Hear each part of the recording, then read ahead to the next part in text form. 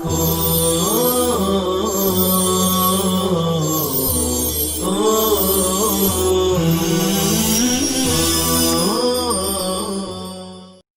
علیکم ورحمۃ اللہ وبرکاتہ۔ الحمد للہ وحدہ والصلاة والسلام علی من لا نبی بعد وعلى آلہ وصحبہ اجمعین، اما بعد۔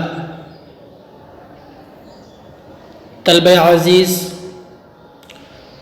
آج ہمارے سامنے بحث الاتناب ہے۔ اتناب کی تعریف گزر چکی۔ اتناب آپ نے لغتاً اور اصطلاحاً جان لیا۔ آج ہمارے سامنے اتناب سے متعلق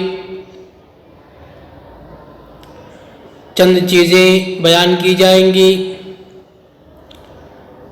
کہ اتناب کیوں لایا جاتا ہے، اتناب کا کیا مقصد ہے، اور اتناب کن وجہوں سے وجود میں آتا ہے۔ تو دیکھیے، شروع کرتے ہیں۔ بحث الاتناب، اتناب کا بیان، اتناب کی بحث۔ یکون الاتناب بامور کثیرۃ منها، اتناب چند امور یا اتناب بہت سارے امور کے ذریعے کیا جاتا ہے، ہوتا ہے۔ منہا، اس میں سے بعض امور کو ذکر کریں گے۔ نمبر 1، ذکر الخاص بعد العام، عام کے بعد خاص کا ذکر کرنا۔ وعکسہ، اور اس کے برعکس، یعنی عام کو ذکر کرنا خاص کے بعد، خاص کو ذکر کرنا عام کے بعد، عام کو ذکر کرنا خاص کے بعد۔ مثال سے دیکھ لیجئے، جیسے قل من کان عدوا للہ وملائکتہ ورسلہ وجبریل ومیکال۔ یہاں پہ دیکھیے، آپ کہہ دیجئے کہ جو اللہ کا دشمن ہوگا اس کے فرشتوں کا اور اس کے رسولوں کا دشمن ہوگا، اور جبریل اور میکائیل کا دشمن ہوگا۔ یہاں پہ ملائکہ ذکر کیا گیا۔ ملائکہ یہ عام ہے، تمام فرشتوں کو شامل ہے۔ اس کے بعد جبریل اور میکائیل، دو فرشتوں کا تذکرہ کیا گیا جو کہ خاص ہے، تو عام کے بعد خاص کو ذکر کیا گیا، عام کے بعد خاص کو ذکر کیا گیا۔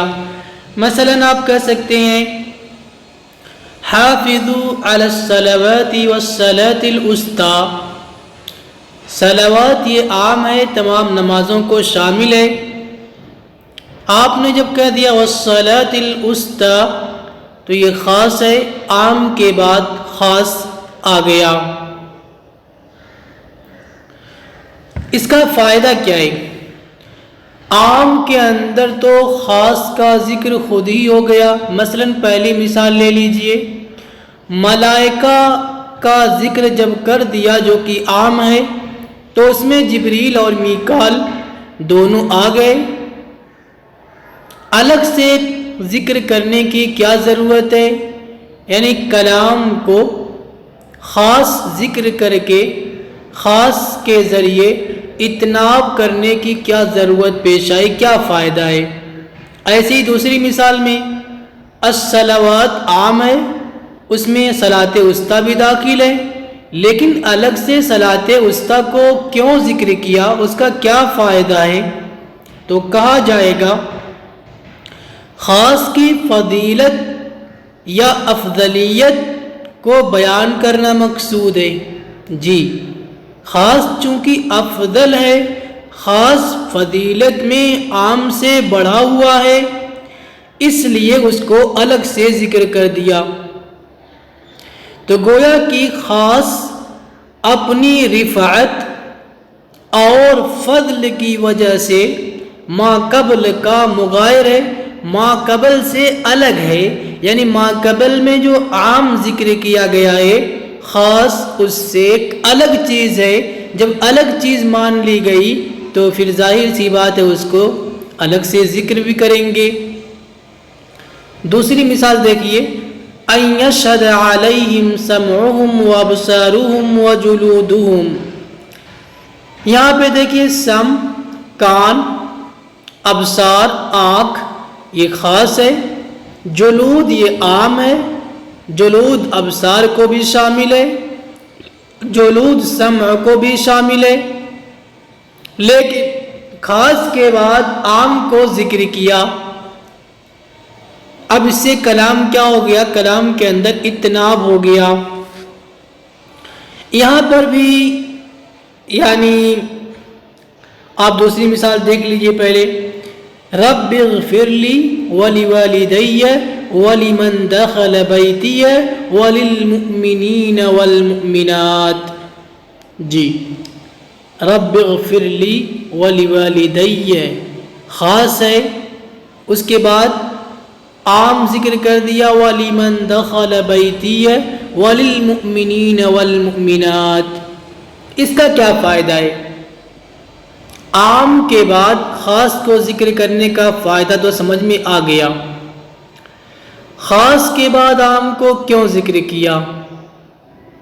جی اس لیے پہلی چیز تو وہی خاص کے ساتھ اہتمام کو ظاہر کرنا، اور پھر جو بقیہ افراد جب خاص کو پہلے ذکر کر دیا تو اس کے ساتھ اہتمام کا اظہار ہو گیا کہ متکلم اس کے ساتھ حد درجہ اہتمام کرتا ہے۔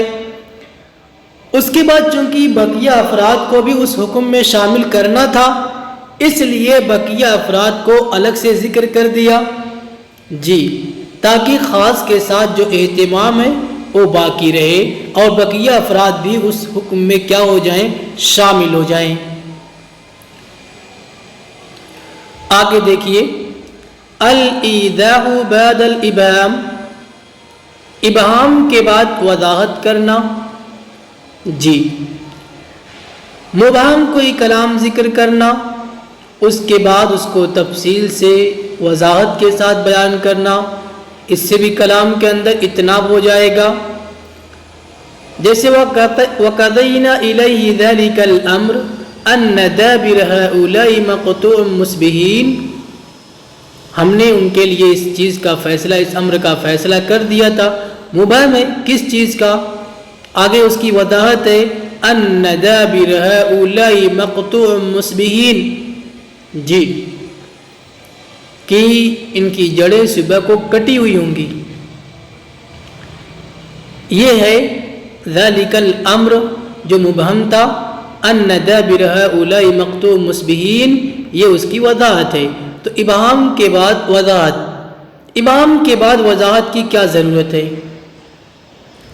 اس کا فائدہ تو آپ سمجھ گئے ہوں گے کہ ابہام کے بعد وضاحت کی ضرورت اس لیے ہے تاکہ سامع کے ذہن میں بات اچھی طرح ثابت ہو جائے اور جم جائے۔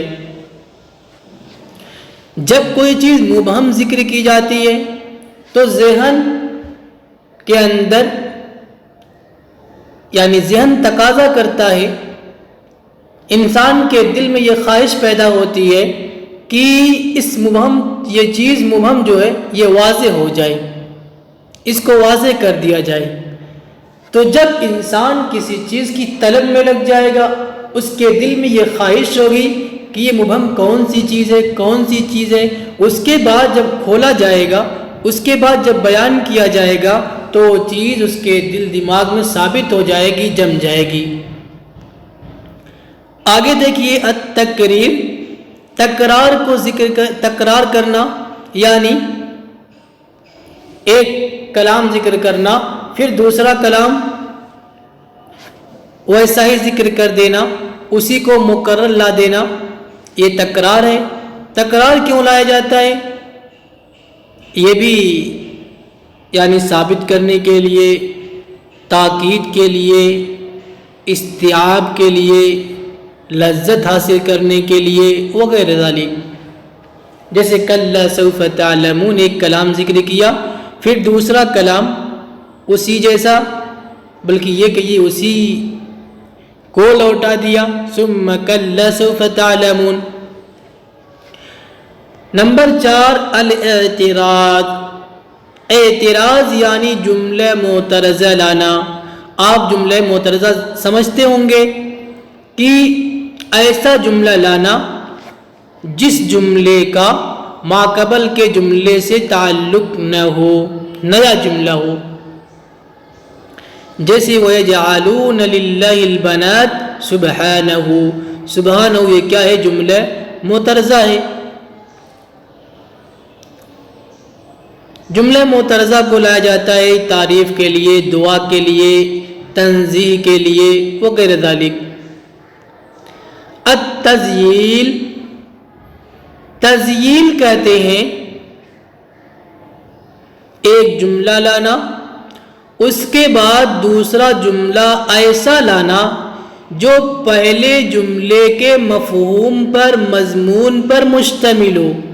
پہلے جملے کا جو مفہوم ہو، پہلے جملے سے جو معنی نکلتا ہو، اس معنی پر دوسرا جملہ پھٹ بیٹھتا ہو، مشتمل ہو، تو اس کو تزییل کہیں گے. جیسے یخلق ما یشاء وہو العلیم القدیر. اللہ جو چاہتا ہے پیدا کرتا ہے، وہ علیم ہے، قدیر ہے. پیدا کرنے کے لیے یخلق ما یشاء، ظاہر سی بات ہے کسی چیز کو پیدا کرنے کے لیے قادر ہونا ضروری ہے، اس کا علم ہونا ضروری ہے. تو اس کے اندر یعنی یخلق ما یشاء کے اندر اس کے مضمون میں علم اور قدرت پائی گئی. آگے ہے وہ العلیم القدیر، یہ اسی کے مضمون پر مشتمل ہے. جی اس کا کیا مقصد ہے؟ اس کا مقصد تاکید ہی ہے. جی هو العلیم القدیر کے ذریعے سے پہلے جملے کی کیا ہو گئی؟ تاکید ہو گئی. یعنی اگر کوئی شک کرتا ہے کہ اللہ تعالیٰ کیسے پیدا کر سکتا ہے، نعوذ باللہ، تو اس کی تاکید ہو گئی وہ العلیم القدیر، وہ تو علیم اور قدیر ہے، اس کے لیے کوئی مشکل نہیں ہے. الاحتراز. احتراز کیا ہوتا ہے؟ احتراز کہتے ہیں خلاف مقصود کے وہم کو دور کرنا. خلاف مقصود کے وہم کو دور کرنا. جیسے آپ نے کہا وَيُطْعِمُونَ الطَّعَامَ عَلَى حُبِّهِ مِسْكِينًا وَيَتِيمًا وَأَسِيرًا، کہ وہ لوگ اس کی محبت میں کھانا کھلاتے ہیں مسکینوں کو، یتیموں کو، قیدیوں کو. اب یہاں پہ حُبِّهِ کی جو ضمیر ہے، ایک قول کے مطابق اللہ کی طرف راجع ہے، یعنی اللہ کی محبت میں وہ لوگ ایسا کرتے ہیں. دوسرے قول کے مطابق طعام کی طرف راجع ہے کہ طعام کی اشتہا ان کو ہوتے ہوئے بھی وہ لوگ مسکینوں، یتیموں اور اسیروں کو کھلا دیتے ہیں. اب یہاں پہ یعنی ایک وہم سا پیدا ہو رہا تھا، بس یعنی چھوٹی سوچ والوں کے ذہن میں یہ بات آ سکتی تھی کہ ہو سکتا ہے کہ وہ کھانا جو بچ جاتا ہو، جو ان کے قابل نہ رہ جاتا ہو، اس کھانوں کو وہ لوگ مسکینوں، یتیموں اور قیدیوں کو کھلاتے ہوں گے.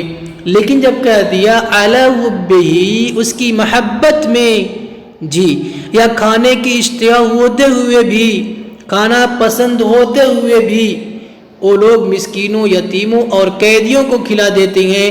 اب علی حبہ سے یہ وہم جو خلاف مقصود کا وہم پیدا ہو رہا تھا، یہ ختم ہو گیا. یہ ہے الاحتراز. آگے ہے نمبر 7 پہ الایغال. ایغال کہتے ہیں مبالغہ. جی مبالغہ یعنی مبالغہ بھی کبھی تاکید کے لیے ہوتا ہے. جیسے دیکھیے اتبعوا من لا يسألكم اجرا، یعنی اس شخص کی اتباع کرو جو تم سے اجر کا سوال نہیں کرتا ہے۔ آگے ہے وَهُمْ مُهْتَدُونَ، وہ لوگ ہدایت یافتہ ہیں۔ ظاہر سی بات ہے اتبعوا، اس کی اتباع کرو جو تم سے اجر کا سوال نہیں کرتا۔ اتباع جس کی جائے گی، جو متبع ہوگا وہ پہلے ہدایت یافتہ ہوگا، وہ پہلے سے ہی راہ یاب ہوگا، تبھی تو اس کی اتباع کی جائے گی۔ جی تو اتبعوا من لا يسألكم اجرا کے اندر ہم مہتدون کا معنی پایا جا رہا ہے، لیکن ہم مہتدون کو دوبارہ ذکر کیا، کس لیے؟ مبالغے کے لیے۔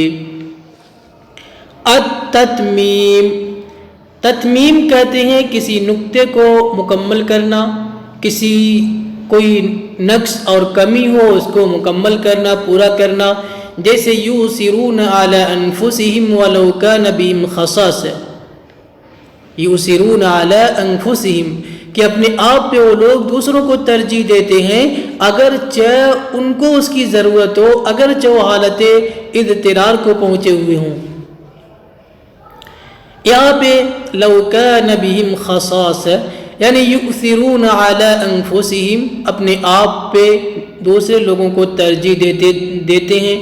یقیناً اس کلام سے ان کی تعریف ہو گئی، لیکن جب کہہ دیا وَلَوْ كَانَ بِهِمْ خَصَاصَةٌ تو ان کی مدح میں اضافہ ہو گیا کہ اگرچہ ان کو یعنی اس چیز کی سخت ضرورت ہو، پھر بھی وہ لوگ اپنے آپ پر دوسرے کو ترجیح دیتے ہیں، گویا کہ یہ چیز، یہ صفت ان کے اندر کمال درجے کی پائی جا رہی ہے۔ آگے دیکھیے فوائد الاتناب، اتناب کے فوائد۔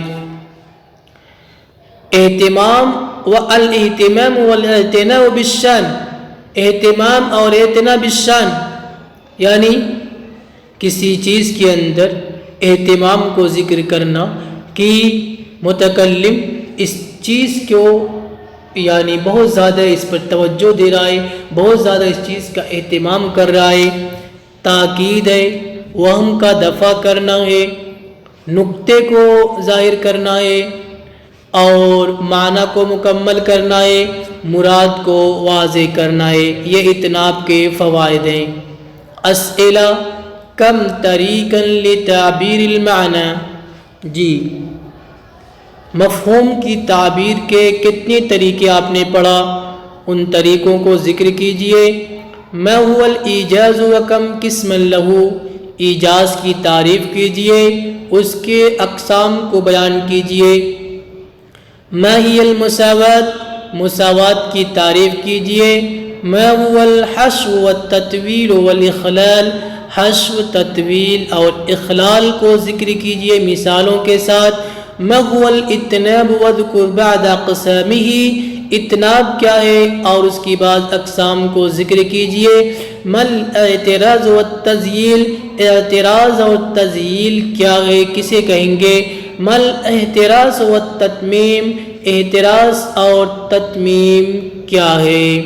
تمرین بین المساوات والایجاز مع قسمی، مساوات اور ایجاز کو اس کی دونوں قسموں کے ساتھ بیان کیجئے، نیز اتناب کو اس کی اقسام کے ساتھ بیان کیجئے۔